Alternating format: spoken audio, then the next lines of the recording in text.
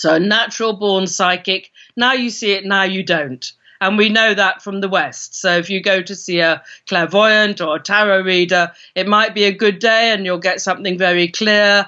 It might be a bad day. Then there's the other sort. And this is the sort that is trained. And this is the sort that the Dalai Lama and other high lamas are considered to have. And they are considered to be 100% reliable all the time. Keep watching to learn more. You can now download all 9 copies of the New Thinking Aloud magazine for free or order beautiful printed copies. Go to newthinkingaloud.org. New Thinking Aloud is presented by the California Institute for Human Science, a fully accredited university offering distant learning graduate degrees that focus on mind, body, and spirit. The topics that we cover here. We are particularly excited to announce new degrees emphasizing parapsychology and the paranormal. Visit their website at cihs.edu. Book 4 in the New Thinking Aloud dialogue series is Charles T. Tart, 70 Years of Exploring Consciousness and Parapsychology, now available on Amazon.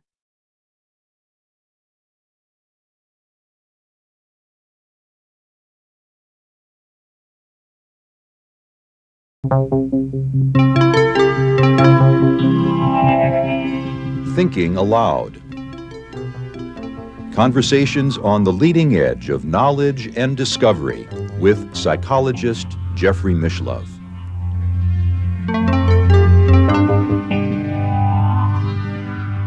Hello and welcome. I'm Jeffrey Mishlove. Today we'll be exploring Tibetan Buddhist psychic traditions. My guest is Dr. Serena Rooney-Dougal. She's one of the rare people in the world who has a doctoral degree, a PhD, from an accredited university for doing a parapsychological dissertation. That was at the University of Surrey in the United Kingdom many years ago. She is the author of Where Science and Magic Meet, as well as The Fairy Faith, an integration of science with spirit. Once again, this is an internet interview. Serena is in Glastonbury in the United Kingdom, and now I'll switch over to the internet video. Welcome, Serena. I'm delighted to be with you once again. Thank you very much, Jeff. It's a pleasure. We're going to be focusing in on Tibetan Buddhist psychic traditions today. I know you spent 6 years working in India, and to my understanding, not only did you work extensively with Tibetan Buddhists, both in India and, as I recall, in the UK, but you also worked with yoga teachers from the Vedic tradition. Yes, well, it started with the yogic tradition. A very nice sort of bit of synchronicity really there, which took me to India, in that I'd been invited to give a talk and do a workshop in London for the College of Psychic Studies. And the talk was on the Friday evening and the workshop on the Sunday. So I had Saturday in London to kick my heels and decided to go to visit my former yoga teacher who had taught me whilst I was doing my PhD in London. And as always, she welcomed me in with cups of tea and plenty of chatter. And as I was leaving, she said, "Oh, by the way, that evening, the successor to the guru who started the ashram in India, whose yogic teachings were the foundation for her yoga school, he was going to be visiting that evening, and would I like to drop by?" So I said, of course, and went off and got some fish and chips and came back that evening. And he gave what's called satsang, where there was some music and singing, and then he answered questions. And he was quite young, being the successor, and I sat in the corner and liked him. I thought he was good. And as I was leaving, by that time I'd written my book, Where Science and Magic Meet. And I had actually sent a copy to the ashram because Swami Satyananda, who founded the ashram, had been the one who'd inspired my research into the pineal gland. And so as a thank you for his inspiration, I had sent a copy to the ashram, but I'd never given a copy to my yoga teacher. So as I was leaving and she was, shaking hands to us all and saying goodbye one by one, I gave her a copy of the book. And she said, "Oh, Serena, come with me," and led me into her living room where the new guru was sitting, arranging his transport on to Ireland, which is where he was going next. And she introduced me and he looked at me and he said, "Oh my gosh, I've read your book. I really like your book. I'm setting up a yoga university at the ashram in India, and I would like you to come and teach parapsychology." So it's like it's an offer that I can't refuse, but I do refuse it because I tell him I've got a 13-year-old daughter at home. She's in the middle of her schooling, and there's no way I can leave her. And that I wouldn't be able to come for at least 5 years until she was 18 and had finished school. So he says, "Okay, we'll wait for you. And anyway, the university will be up and running and ready for you in 5 years' time." So I go back home to my very bolshy 13-year-old teenage daughter. She's at the stage of slamming doors and I hate you, that period. And I say to her, "By the way, when you're 18, I'm leaving home." At which point she says, "There's no way. You're not allowed to do that, Mum. You can't leave me behind." So I say, "Well, you'll just have to come to India with me." And so she did. When she was 18, they kept the position open for me at the university, and we flew off to India, and I started work teaching parapsychology at the ashram. Wasn't that just an amazing story? What a wonderful opportunity, a parapsychologist's dream, I would think. Yes, it really was a parapsychologist's dream. And they treated me like royalty. I had the best room in the guest house. I was allowed to join any classes I wanted. So I was doing yoga at 5 o'clock every morning with the students and doing their meditation class just before lunch every day. And I was teaching the postgraduate students. And I gave them just a basic introduction to parapsychology course. But because they were postgraduates, I wanted them to do practical as well as theory. So we would have a practical class every week. And I gave them various projects to do as their projects that they would go away and do. And one of the projects was something that in Patanjali's Yoga Sutras, he says that when you attain to a certain stage of samadhi, that the psychic faculties come online, so to speak. And I know that this inspired Honiton and his work led to the Ganzfeld research. So what we did was, being in an ashram in India, I couldn't question whether Patanjali was right or not.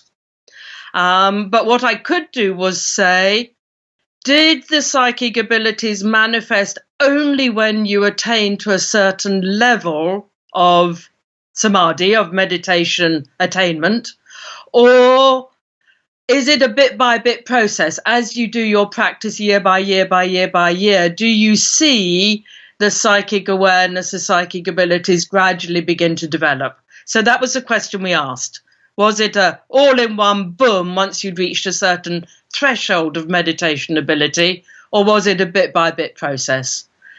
So that year the students did it, and I was really intrigued. So when I went back to teach the next year, I asked the guru if I could have permission to do this as research in my own right, working not just with the students, but with the students and with the swamis. Now, swamis are monks and nuns who live in the ashram, and they're most of the teachers in the ashram, as well as other staff. And of course, they've been practicing for 30, 40 years, some of them. So we had the beginners in terms of the students right through to people who have been practicing for 30 or 40 years. So for the next 2 years, along with the help of somebody called Jez Fox, who designed a computer program called Precog, which is a basic free response design, but meant that it was all done on the computer, which meant that everything could be double blind and all the rest of it.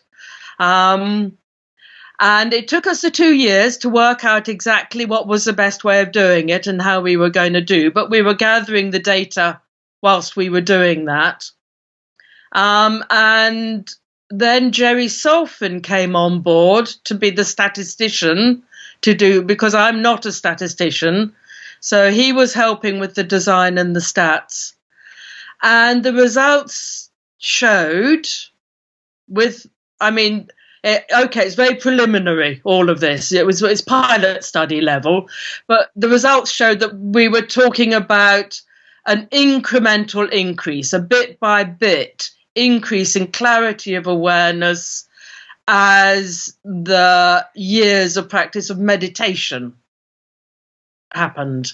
So it wasn't anything to do with the practice of the yogasanas or the pranayama. Didn't seem to be anything to do with any of the other aspects.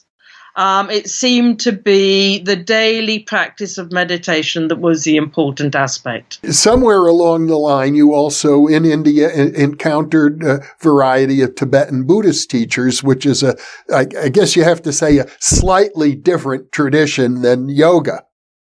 Okay. So this is another lovely story. So you've got to put up with my stories because, of course, my time in India wasn't just doing the research and the teaching. I would always go to India for a minimum of 6 to 8 months, which meant that I had time out to do other things. And where the ashram was situated was on the banks of the river Ganges, with the associated temples and ghats for going to bathe. And one time I'd had an afternoon off and gone out with one of the students to bathe in the Ganges and go to visit the accompanying temple.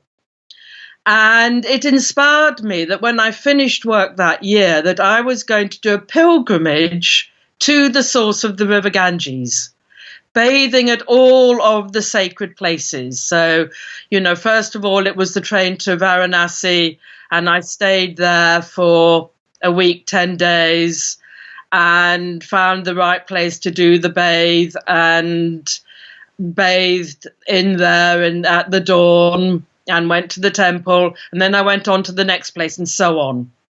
And I ended up, the travel story could take us hours, so I won't tell the travel story, but I actually ended up at the actual source of the Ganges, which is this glacier 4,000 meters up in the Himalayas, where the stars are so close you feel you can reach out and pluck a star.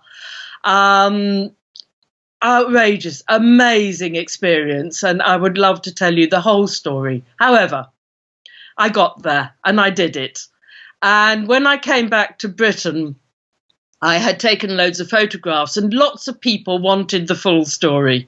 So I got all the photographs and put them all out on a display board, and several times told the story of my pilgrimage to the source of the river Ganges. And again, people would say to me, how are you going to follow this one, Serena? It's a hard act to follow, walking on foot to the source of the river Ganges. It's something pretty mega. And finally, I came up with the answer, which was to meet the Dalai Lama. And people agreed that meeting the Dalai Lama was something suitable to follow on from getting to the source of the Ganges. So the next year, when I went back to India to teach at the ashram, I actually went a bit early because they had a 5-day program, amazing 5-day goddess worship program in another part of the ashram. And just after that, I discovered on the internet that the Dalai Lama was teaching in Darjeeling. And we were in the ashram's located in Bihar. and Bihar is just south of Darjeeling. So jumped on the train and off I went to Darjeeling and went to the 4-day teachings of the Dalai Lama, which was so profound that it has affected the whole of my being. And then I went back to the ashram and I taught, and I then had a little bit of time at the end of my teaching before my visa ran out. So I went to Dharamsala. And as it happened, the Dalai Lama wasn't in Dharamsala. He was in Canada doing Kalachakra teachings. But the monks in the monastery, the Dalai Lama's monastery, were actually making the Kalachakra mandala in the monastery whilst the Dalai Lama was doing the teachings in Canada as a psychic support for the Dalai Lama, linking across from India to Canada. And whilst I was staying there and walking what is called Kora around the Dalai Lama's temple and watching this Kalachakra mandala being made, of course, there's plenty other times to climb mountains and sit in cafes and meet people and chat and all the rest of it. And one evening I'd walked over to where there was this amazing waterfall and went into one of the cafes near there. And as always, groups of young people everywhere. And I went to get my food and somebody called me. And I looked to see who had called me. And the person said, "Are you Serena?" I went, "Yes." And they had come to a talk that I had given in England on a previous occasion. And they asked me to join them. So I joined them. They asked me what I was doing, and I told them about the research I was doing in the ashram. And one of them said, "You should work with the Tibetan Buddhists. The Dalai Lama has asked for Westerners to do research into Tibet's psychic traditions." I knew nothing about this, and so he lent me the Dalai Lama's book, Freedom in Exile. In one of the chapters is called Magic and Mystery, in which he talks about Tibet's psychic traditions and specifically says he wants Westerners to do research into it. So I read this book, and a few days later, I met the guy and, went to give him the book back. And he said to me, "Well, what are you going to do about it?" I said, "What do you mean?" He said, "Well, here you are doing research with the yogis.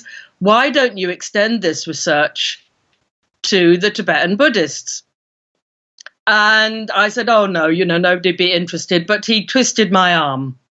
So I went back to my room and got a bit of paper and wrote on it, "Dear Dalai Lama, you're my pin-up fab hero. I love you.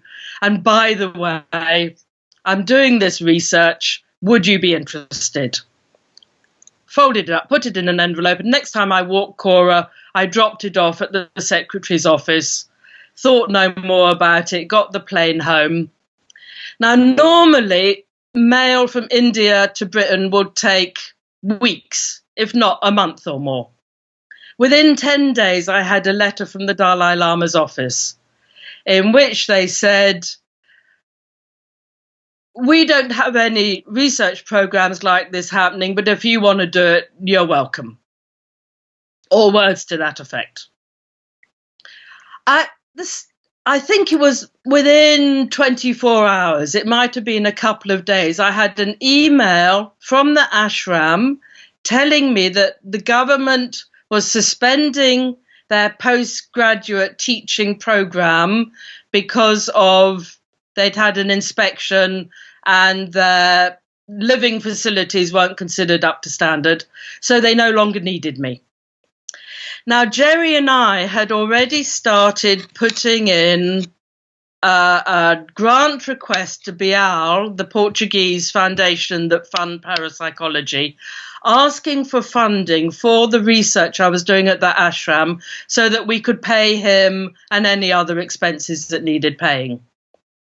So we went through this funding, and everywhere that it said yogis, we put Tibetan Buddhist monks, and just literally put the same research proposal into Bigelow that we'd been doing for the ashram, but we changed it. And Stanley Krippner, he wrote me a letter of support to go into Bigelow. I had the letter from the Dalai Lama's office that went in support and blow me down, but Bial gave me 3 years funding, which enabled me to go back to India for the next 3 years to carry on the research program with the Tibetan Buddhists. That's wonderful that you got that far, but I'd like to talk a little bit about the some of the differences between the Tibetan Buddhist traditions and the yogic traditions.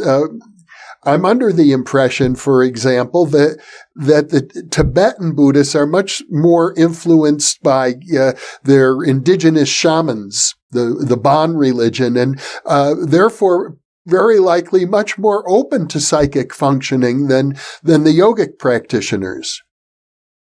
They're both open to psychic functioning.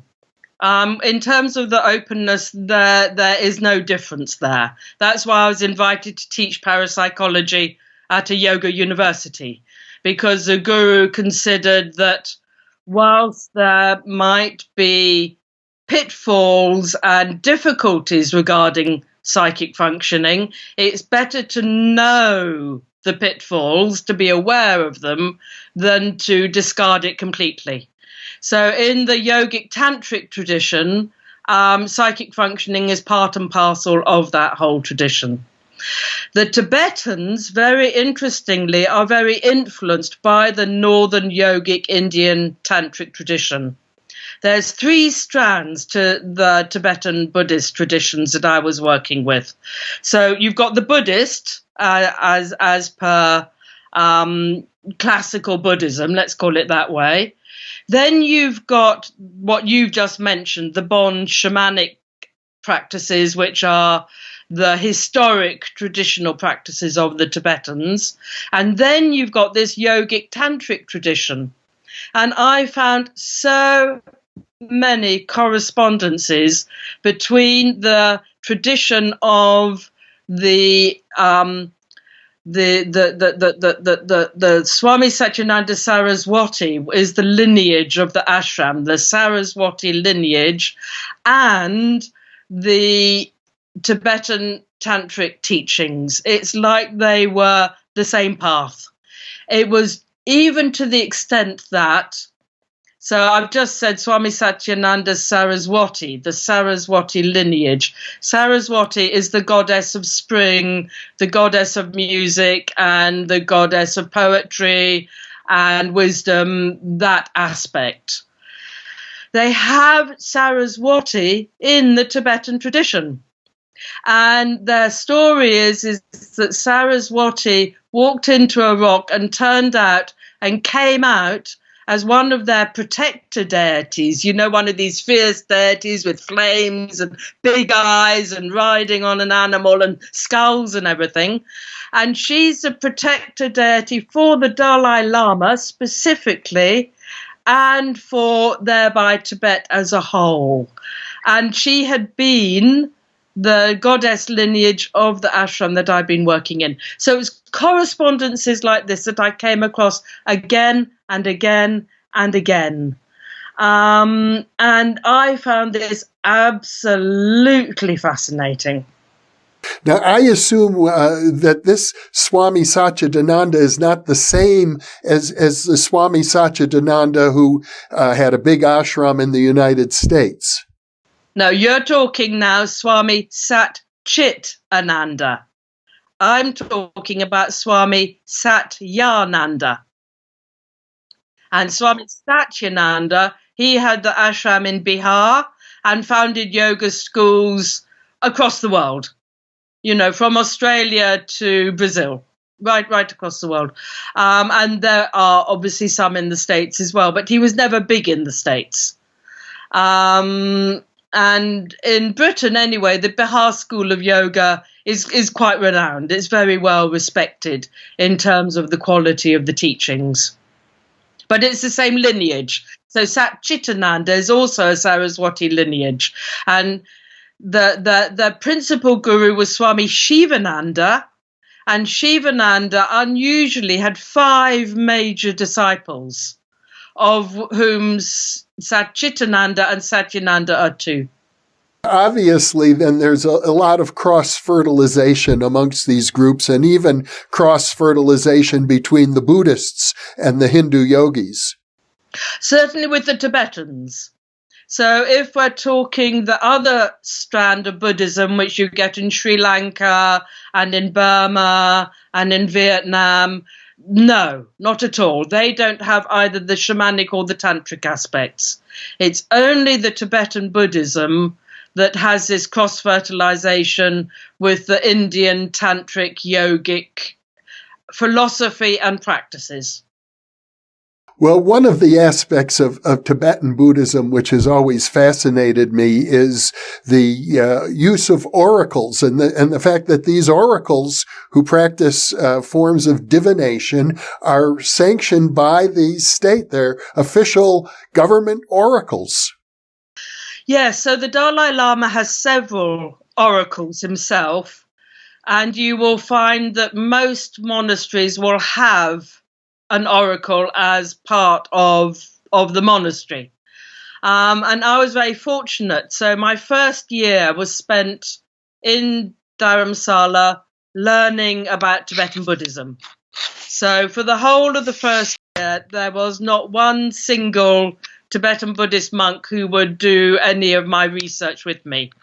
And in fact, I came back to Britain saying, I'm not sure whether I'm going to get any research data, but I'm certainly learning about the bodhisattva practice of patience, because they kept me waiting that whole year. But during that year, I got myself a translator who was a student at the translator school in Dharamsala.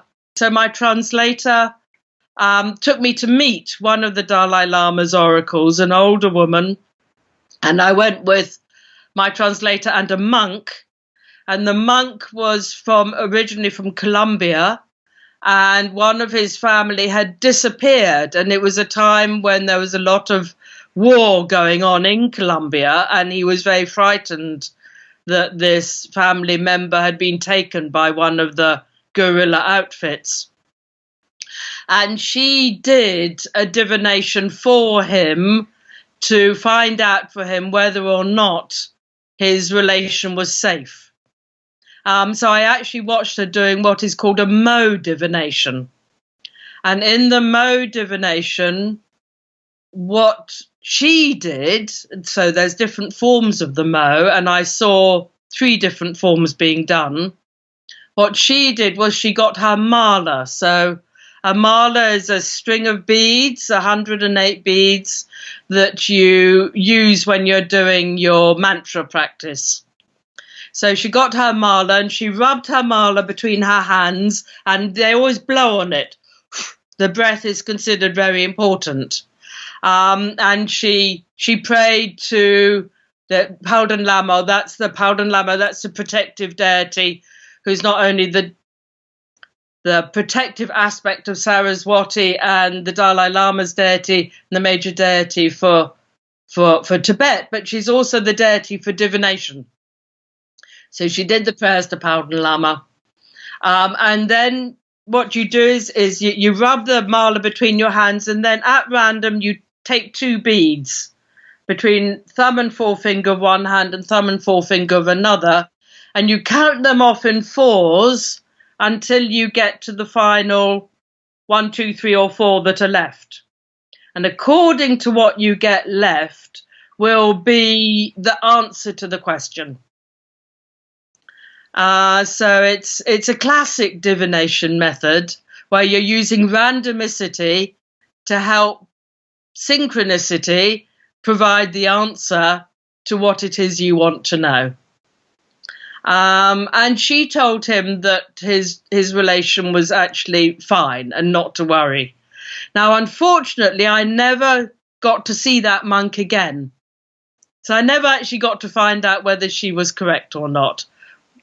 However, for me, the interest was A, in meeting her, and B, in actually seeing her doing a real life practice for somebody.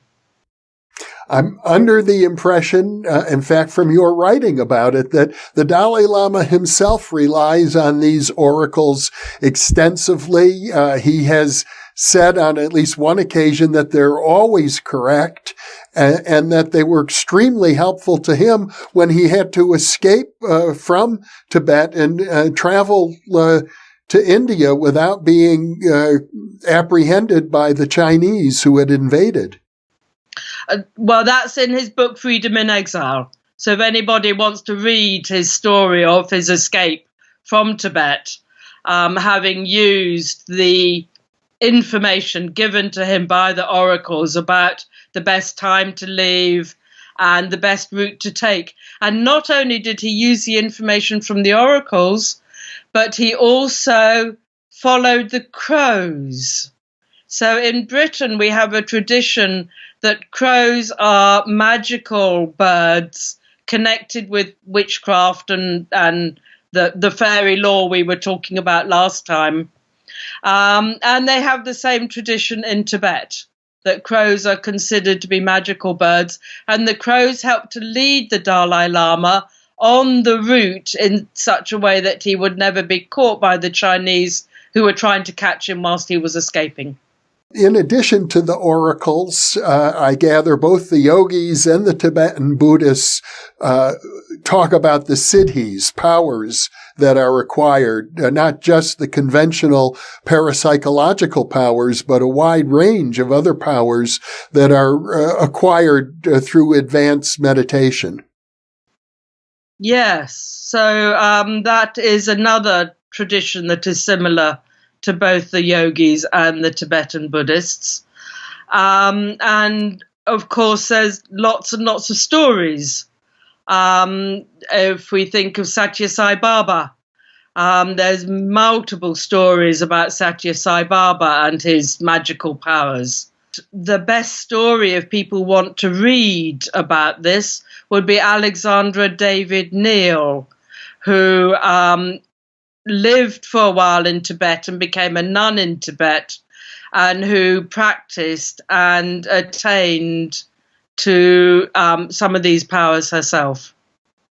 Well, there's also a very interesting book, if I recall correctly. Erlander Haraldson, a parapsychologist, investigated the apports that are attributed to Satya Sai Baba. Yes, so he investigated Satya Sai Baba, and Alexandra David Neal wrote about these magical experiences that she encountered with the Tibetans. My work with the Tibetans was just following on the research program that we did in the ashram that Jerry Solfin was helping me with, where we were using a basic free response design to see whether they were able to choose the correct picture out of a group of 4. And whereas we were designing it in the ashram and it was very preliminary, I then worked for 2 years. So after the first year, they let me loose with the monks. They sent me to a monastery in the south of India, which had 4,000 monks. And I had a translator who introduced me to people and allowed me to do research with them. And I also traveled up to Ladakh, which was a most incredible experience, living and working in Ladakh, high up in the Himalayas, in remote mountain valleys. And my research there showed very, very clearly that the answer to the question that we were posing, was it something that just came all of a sudden, or was it a bit by bit change in clarity of awareness as you did your practice? And we found the second was the case in all 3 experiments that we did. In other words, the more time a person spent practicing, the better their scores were? So for the first 10 or 15 years, you don't really see much going on. It's sort of chance noise, so to speak. But after about 10 or 15 years of regular meditation practice, we found that the scoring went up and up and up. And those people who'd been practicing 30, 40 years, they were very high scorers indeed, individually significant in their own right. There was a report many years ago by David Reed Barker, who was studying with the Tibetans. And if I recall correctly, he indicated they don't even have a word in their language for psychic functioning because they consider everything to be psychic. That wasn't what I found. They use a word called mungshe, and they actually have about 23 words for the different sorts of mungshe, different sorts of psychic functioning. They're very clear on one particular aspect. They consider that there is what one might call the native-born psychic functioning. Like, for instance, one of the oracles who I met, who had a sort of a fit while she was waiting in line to see the Dalai Lama, and the Dalai Lama said, "Take her, and we look after her and we train her," because she was a natural medium. So I worked with somebody also down near the monastery in South India who practiced the mode divination, and she had it in her family. So there were 7 generations of them who had all done the mode divination. It was considered a natural ability of her family. So they understand this aspect of mungshe, the natural born, but they consider it quite unreliable. So natural born psychic, now you see it, now you don't. And we know that from the West. So if you go to see a clairvoyant or a tarot reader, it might be a good day and you'll get something very clear. It might be a bad day. Then there's the other sort. And this is the sort that is trained. And this is the sort that the Dalai Lama and other high lamas are considered to have. And they are considered to be 100% reliable all the time.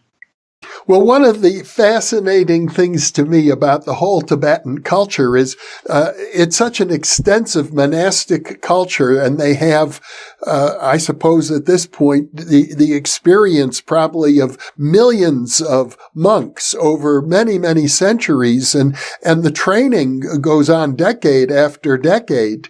I don't think we have anything quite comparable in the West to the Tibetan monastic tradition. Yeah, so I lived in the monastery down in South India for 2 years. And they had 4,000 monks there. Most of them were young. So the youngest was about 4. They've all come out from Tibet for the training. Some of them go back to Tibet, but very few. Most of them, once they're out of Tibet, stay out. And the youngest of about 4, so that was somebody who's considered to be a Rinpoche that they had discovered and found and brought out from Tibet. A Rinpoche meaning a reborn Lama. A reborn enlightened person, yes. So the training goes, so my translator was actually the English teacher at the school. So these young boys are all at school until the age of about 18. And then they start their geshe training. And the geshe training can take up to about 20 years. So they are training one way or another until they're in their 30s, maybe into their 40s. And most of the monks that I worked with were post-school, but doing their geshe training. And then I did work with some of the older monks who had already acquired all the training that they needed to acquire and had become the teachers, as well as I had the fortune of working with 3 Rinpoches as well. And they are amazing places. So for me as a woman and for me as a Westerner, I lived in the monastery, but in the guest house of the monastery. And so there were only about 4 or 5 women with the 4,000 men. So at one point I thought of writing a book about it entitled The Only Woman with 4,000 Unavailable Young Men. But that book won't get written. However, it would be fascinating to document all the experiences that I had during that time of living and working in that monastery. Now, I understand from your writing about it that in the Tibetan tradition, they recognize a number of hazards associated with psychic functioning.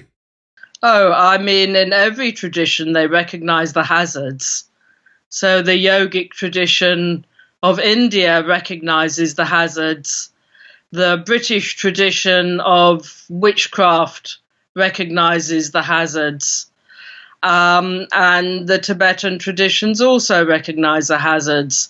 When we're working outside of time and space, which is what we're doing when we're working with the psychic, then we have to be very, very, very careful about our own egos.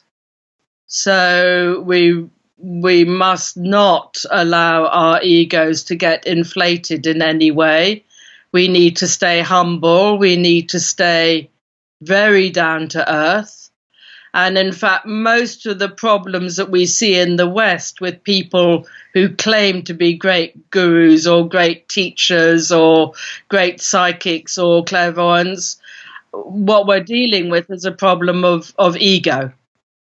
So, that is first and foremost of the hazards that can come about when one is working in this area. There are obviously others, but that's the best one to talk about, to warn people that they need to step very carefully and need to stay very humble. Would you say that the recognition of the hazards is equivalent in these different cultures, that they basically see things the same way? Yes, absolutely. Because they're very obvious psychological, emotional, psychic and spiritual hazards that anybody who sets foot on this particular path of training themselves to be consciously psychic at will, as opposed to the person who's psychic just because they had a dream. They didn't want to do it at will. But, if the Dalai Lama is asked to do something, he will prepare himself, he will get himself into the right state of mind, and he will then do what is asked. And it's that preparation that helps to make sure that you don't come a cropper with the various hazards that there are. I imagine in the case of the Dalai Lama, if he's going to participate in an oracle or something of that sort, there's a very elaborate ritual involved with extensive preparation and a great deal of concentrated mental focus. Yes, so one of the monks that I was going to work with, and sadly in the end, this was up in Ladakh, and sadly in the end circumstances didn't allow me to work with him, but he was actually going to prepare himself for 3 days before taking part in the research. They have a lake in Tibet, which is the lake that they go to when they want to find the new Dalai Lama. And the practice is to look into the lake and you will see the picture of where the new Dalai Lama has been born. And that sort of practice, they will have prepared for weeks to have got themselves into the right mental, psychic, emotional state of consciousness to make sure that the picture that comes through is really clear and not being affected by anybody's ego in any way. As I recall from your paper on the Tibetan psychic traditions, one a couple of the issues they talk about are dangers associated with sorcery and the idea that ghosts, there are unfriendly ghosts who will try to interfere with people's lives. Yes, the Tibetans have that belief, and we also have that belief here in Britain. And it's just the same as in ordinary everyday life, actually. There's people who come from good motives and doing good things, and there are people who come from bad motives and doing bad things. And when we're very young, we have not got the experience to be able to discern whether something is coming from a good heart or whether something is coming from somebody who is out to get whatever they can for themselves and they don't give a damn about anyone else. And it's just the same in the psychic realms. I have heard people express the belief that as you evolve in your paranormal abilities, you also become more spiritual. And I think what I'm hearing you say is that those two dimensions are what we might say orthogonal to each other or not correlated. You can be highly evolved in the psychic domain, but not in the spiritual domain. Absolutely. And that tends to be somebody who is born with a natural gift and who does not get the proper training in their own moral development. And so this is why the Tibetans distinguish between the two sorts of mungshe, the two sorts of psychic ability, the natural one that you're born with and the trained one that you get when you develop to enlightenment. And so they're very wary of the natural born psychic, because the natural born psychic has not had the moral training to make sure that they are humble enough to only use their abilities for the good and the benefit of all beings. And the monk the Rinpoche I was working with in the monastery in the south, he was very dismissive of the natural oracles and mediums who I was interviewing because they hadn't had that training. And so there was a problem that whatever they might tell would be clouded by their own ego, because of course one's own ego can cloud anything. And it's the highly trained monks, Rinpoches, up to the level of Dalai Lama, who have managed to deal with all of their ego problems and that aspect of the psyche, that you can rely on what they say 100%. Whereas the natural born, there might be too many other things coming in that cause all the problems. You know, it seems as if what you have there in Tibet is a kind of mixture of this monastic society, which has a particular hierarchy based on training and even based on recognition of attainments from past lifetimes. But it's also, in some sense, a feudal society where the higher monks are almost the equivalent of, feudal dukes and barons of, let's say, medieval times in Europe. It certainly was before the Chinese invasion. It was a feudal society. It was a highly hierarchical and patriarchal society. Women had a status that was barely above that of the yaks. And even the nunneries in India, the women were treated absolutely appallingly. We could feel, from a Western point of view, that that aspect of Tibetan culture is something that needs to change, and the Dalai Lama himself has talked about it and has now started giving nuns the same status as the monks.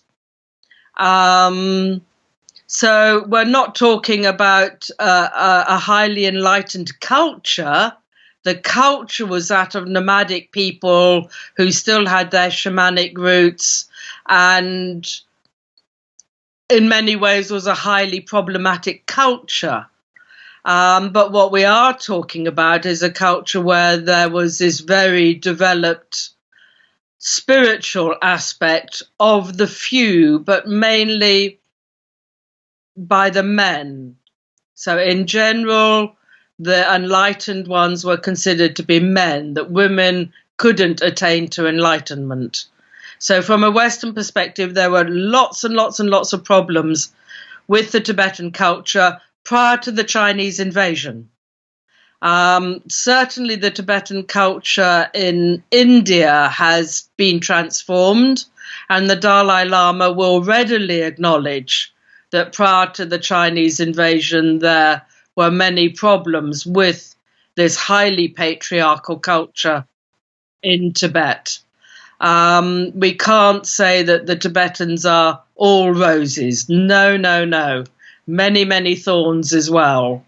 One of the things that Tibetan Buddhists are particularly known for is the Tibetan Book of the Dead and their appreciation for the afterlife. I think many people, I would tend to assume myself, that the Tibetans have a deeper understanding of the Bardo planes, of the afterlife realms, than other forms of Buddhism or maybe many other cultures.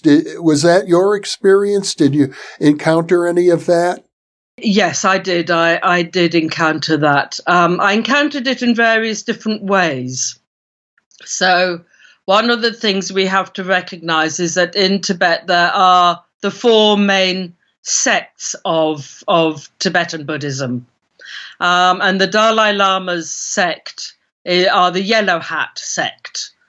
Now, they don't really think too highly of the Tibetan Book of the Dead.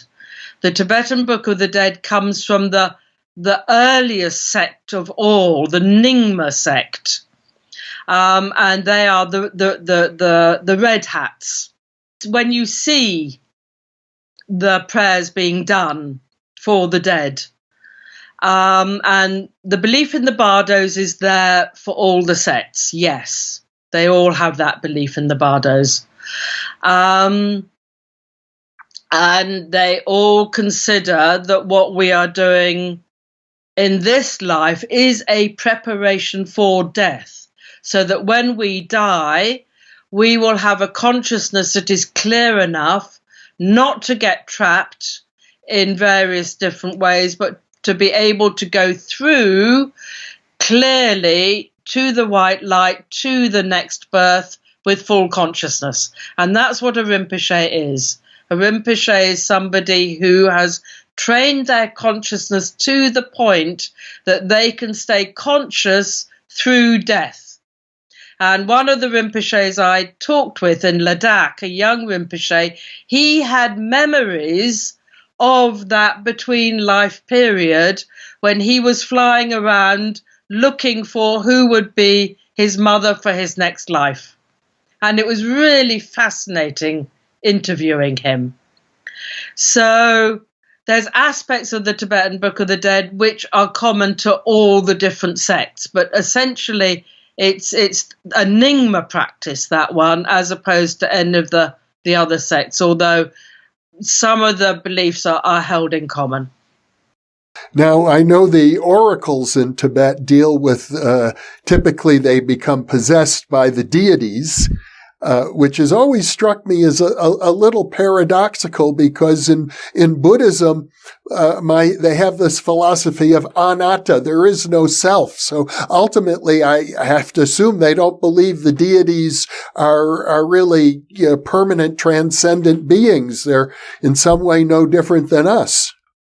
Okay, so what we've got here with the deities is this mixture of the shamanic aspect with the Buddhist aspect. Yeah. So the Tibetan deities come from the traditional Bon shamanic thread. If we see it as a plait with the different threads, the Buddhist, the Tantric, and the shamanic. Yeah, so we've got this thread and they're woven together. And so, like the protected deities, they are very much from the shamanic realm, and that's what we're talking about. Then we've got the tantric, like the Saraswati deity, and that tantric aspect comes from, they use a lot of the Hindu deities within the tantric aspect of Tibet. And then you've got the Buddhist thing, which says that all of that is just phenomenal and imaginary and illusion, and we need to go beyond all of that. So it's a very, very interesting philosophy that is actually threading together different ways of understanding the world to build up the whole picture. And do they also integrate into it something akin to Western spiritualism, where they have contact and communication with their deceased relatives or ancestors? Well, remember, the Tibetans consider that after 49 days you're going to be reborn. So the contact with the deceased ancestors is actually through the newborn. And the hungry ghosts, which you mentioned earlier, to be feared, are those who, for whatever reason, haven't been able to transition through to being reborn. And that's why they're feared in the way that they're feared, because they've got stuck. They've got stuck in a particular stage and haven't been able to do the transition through. And that's why the Tibetans will do the prayers for the 49 days, because that 49-day period is the period when you're going through the Bardos from this life through to your next life where you are reborn. So reincarnation is an incredibly important part of the Tibetan belief system. And it's an evolutionary thing. One is considered to be evolving life after life, evolving in terms of your consciousness. So it's the consciousness that threads through from one life to another. Here in the West, you find amongst channelers spirit guides who are supposedly humans who lived in other remote periods of time, maybe an Egyptian high priest or an alchemist from the Middle Ages will manifest as a spirit guide through a medium or a channeler. From what I gather from what you're saying, you don't have that in the Tibetan culture. No, in the Tibetan culture, the mediums are the oracles. So the Tibetan word for oracle is actually medium, and they mediate the divine. So every oracle is actually possessed by a divine being, by one of these divinities. So if you look at the name of the particular oracle, that is actually the name of the divinity that is using that human being as their channel. So it's a very different system from what we have here in the West. So what we're getting at now are some very distinct cultural differences that manifest in the way these psychic functions express themselves in these cultures. Yes, there are similarities. So when I was talking about the Mo divination before, where they were using the mala to divine, that's very similar to a lot of Western practices, where, let's say, we will shuffle a tarot pack or something like that. But in terms of our understanding of mediums and that aspect, then it's very different, because in the Tibetan, the medium, the oracle, is imbued with a divine spirit rather than the spirit of the dead. In all of this time you spent living in the monastery and teaching at the ashram, your own meditation practice must have deepened quite a bit. Absolutely life-changing. Is there anything else you can say about it?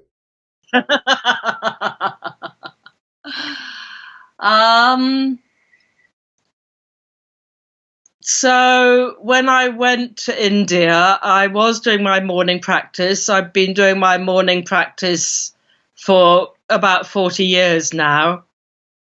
But it was a morning practice that was very much within the yogic practice in and of itself. When I had that initial teaching from the Dalai Lama in Darjeeling, he did what is called a bodhisattva initiation. And I took that very seriously. And so on the wall behind me, you won't be able to see it, but I've got written out from one of the monks I worked with in the monastery in southern India, the what are called the parameters, or the perfections of a bodhisattva. And I am working on those. I consider that they are an important part of life.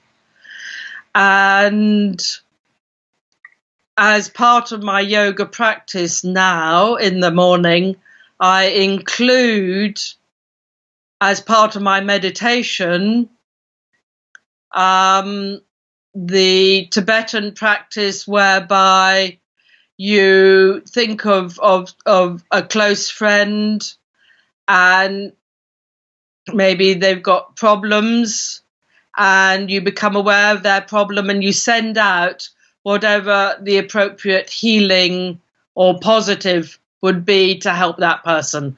You then think of somebody who you're acquainted with, do the same thing, and then somebody who you really don't get on with, whatever might be a trouble for them, you become aware of that and send out the positive. So I've incorporated that practice, which is a Tibetan practice, into the end of my meditation.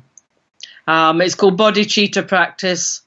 And so whilst I still have my basic yoga practice as my daily morning and evening practices, the Tibetan teachings, the Tibetan philosophy, and this particular bodhisattva practice have become incredibly important in my everyday life.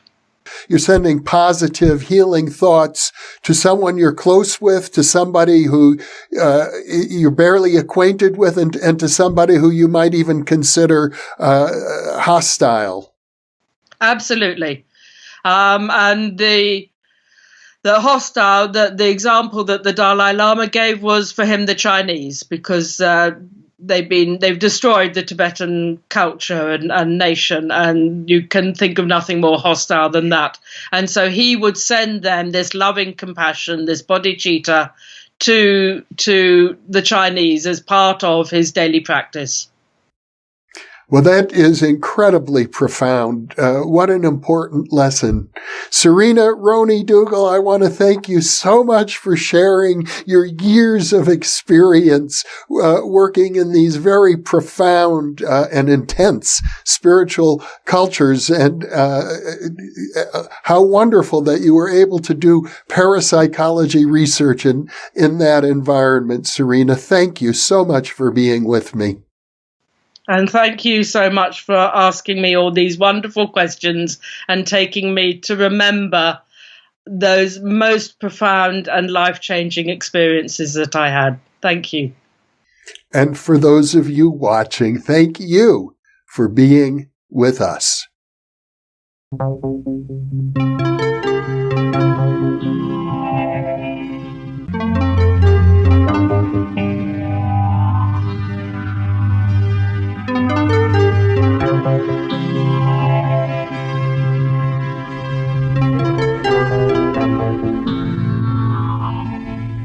New Thinking Aloud is presented by the California Institute for Human Science, a fully accredited university offering distant learning graduate degrees that focus on mind, body, and spirit. The topics that we cover here. We are particularly excited to announce new degrees emphasizing parapsychology and the paranormal. Visit their website at CIHS You can now download all 9 copies of the New Thinking Aloud magazine for free or order beautiful printed copies. Go to newthinkingaloud.org. Book 4 in the New Thinking Aloud dialogue series is Charles T. Tart, 70 Years of Exploring Consciousness and Parapsychology, now available on Amazon. For early access to our videos and live stream events, sign up for our free weekly newsletter at newthinkingaloud.org.